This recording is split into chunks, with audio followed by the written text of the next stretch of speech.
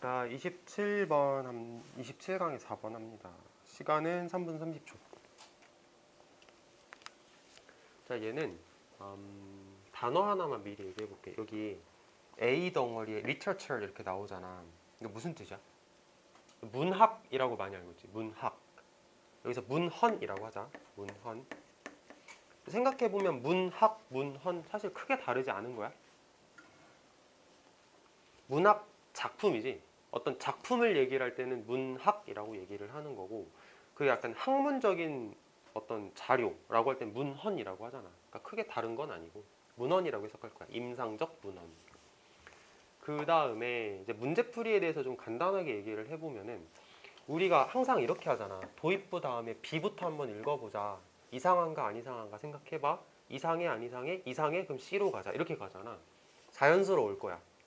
그 다음에 A하고 C를 배열하는 게 조금 힘들다라고 느낄 수도 있거든.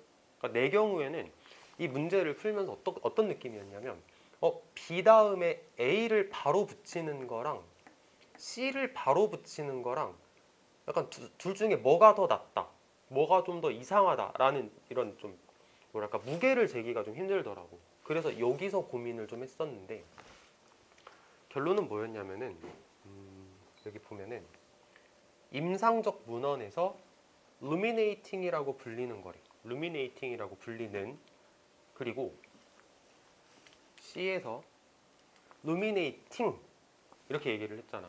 그럼 이거 어떤 생각을 할 수 있냐면, 아까 말했던 A에서 루미네이팅이라고 불리는 이라는 표현이랑 C에서 말하는 그냥 루미네이팅이라는 단어랑 뭐가 더 먼저 나오는 표현이야?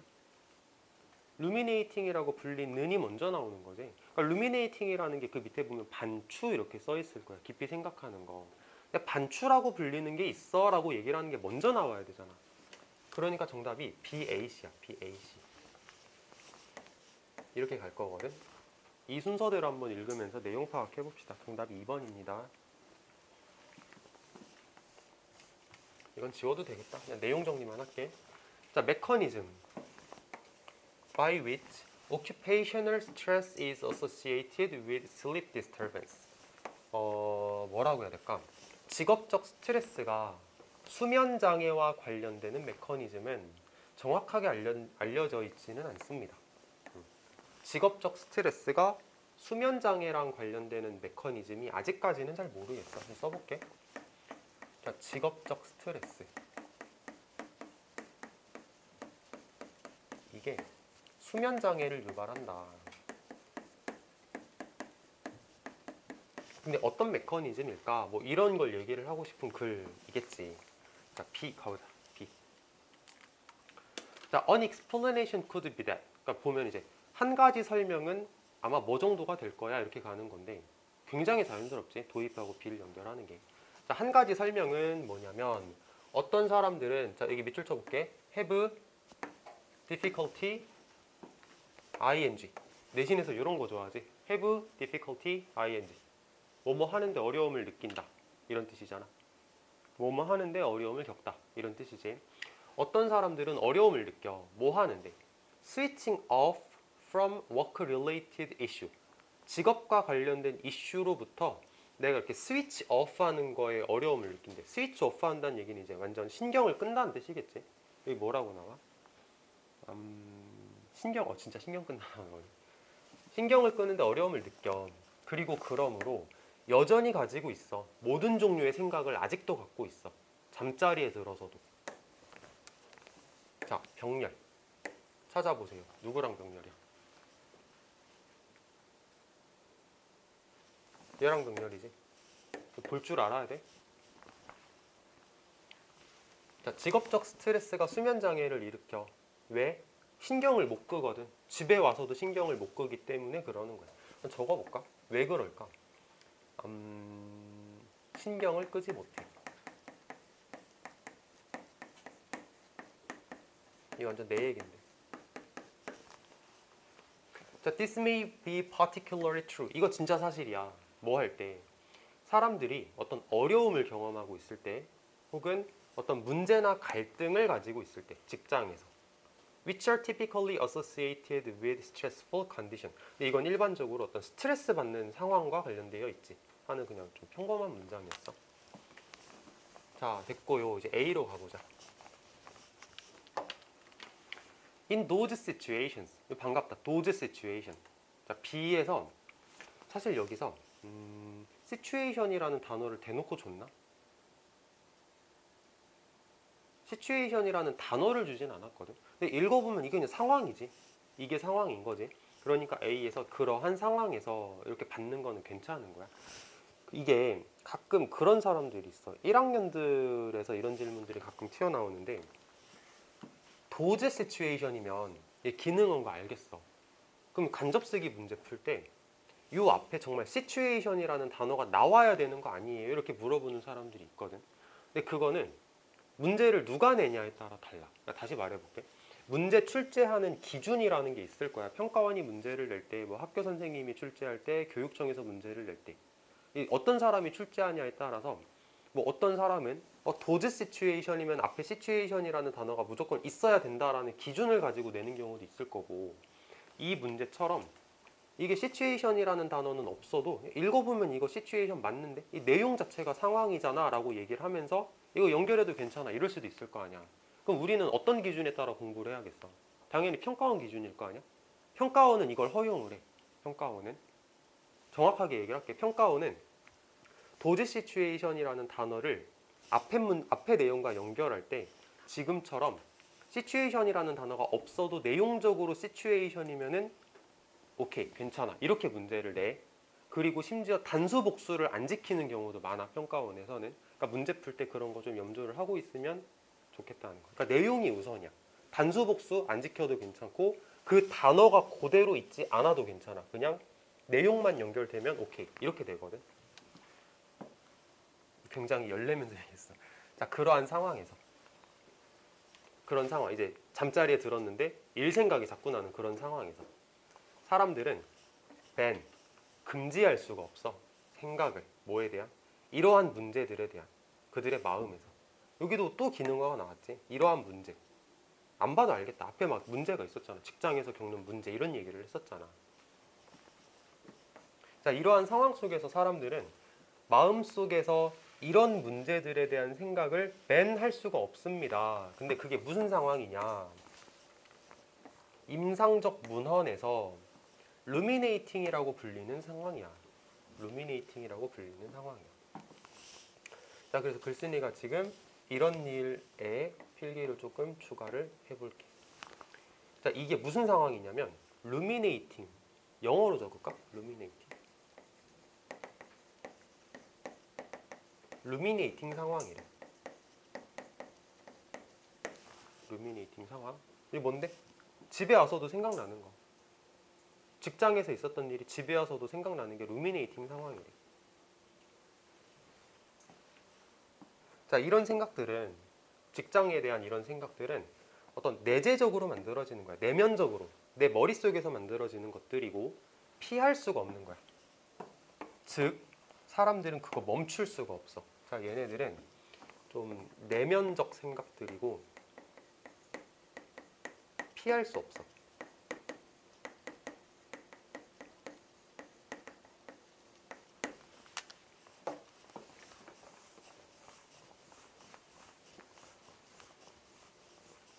자, C 갑니다. Ruminating might be a strategy. 그 ruminating, 반추라고 하는 거는 전략이야. 어떤 전략이냐면 여기 밑줄 한번 쳐볼래? 색깔펜 있으면은 where by에다가 체크 좀 해보자.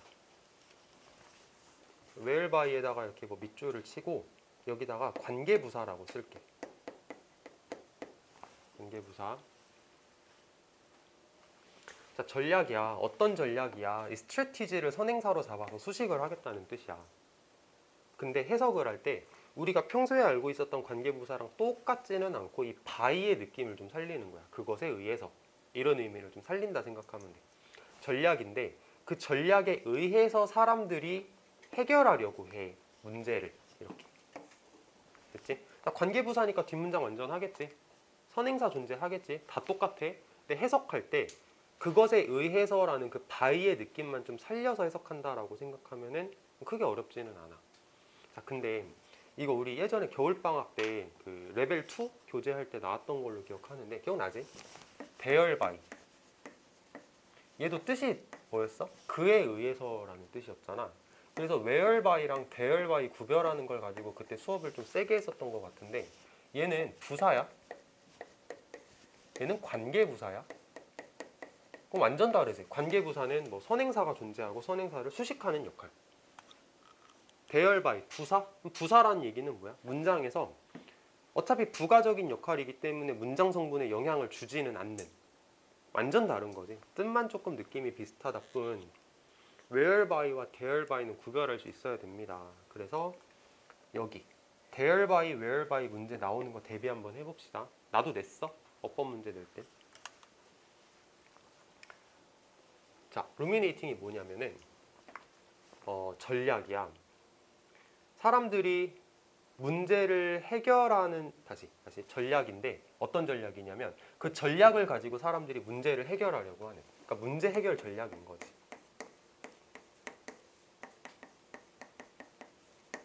그러니까 글쓴이가 뭐라 얘기하냐, 직장에서 있었던 일이 집에 와서도 생각나는 건 왜 그런 거냐면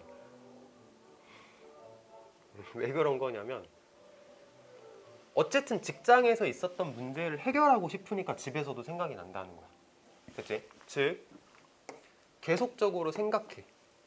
다시 계속적으로 문제에 대해서 생각하는 것이 보아질 수 있어. 뭐로써? 시도로써. 뭐 하려는 시도? To simulate all kinds of alternative solution. 모든 종류의 어떤 대안적 해결책을 시뮬레이션하고자 하는 모든 종류의 대안적 해결책을 시뮬레이션하고자 하는 시도라고 보아질 수 있어. 이 말 이해했어? 직장에서 있었던 일을 내가 집에 와서 계속 생각하는 건 왜 그런 거냐면은 머릿속으로 모든 종류를 다 시뮬레이션 해보는 거야. 아, 이렇게 하면 어떻게 되지? 저렇게 하면 어떻게 되지? 이렇게 해볼까? 저렇게 해볼까? 시뮬레이션 한다고. 시뮬레이트라는 단어가 밑에 써있지. 근데 우리가 시뮬레이션이라는 단어가 워낙 익숙하니까 시뮬레이션으로 그냥 해석해도 상관은 없고. 자, 여기 어법 체크 하나만 해볼까? 수동. 이거를 놓치기가 쉬울 것 같아서 일부러 체크를 하는 거. 자, 문제에 대해서 계속적으로 생각하는 건 시뮬레이션 하려는 시도라고 보아지는 거잖아. 그러니까 수동을 써야 돼. 능동 쓰면 안 됩니다. 자, 문제 해결 전략이래. 루미네이팅은. 그런데 자, 체크할게. 그런데